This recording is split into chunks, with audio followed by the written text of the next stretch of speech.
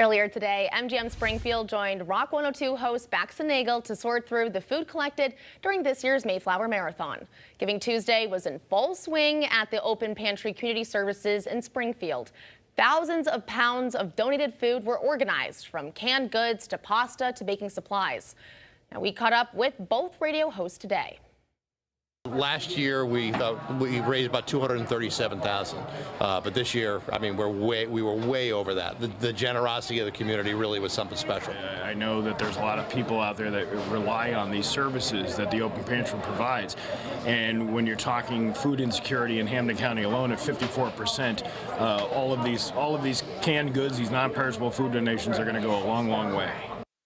It was also announced that just over $262,000 was raised, a new record in the event's 32nd year.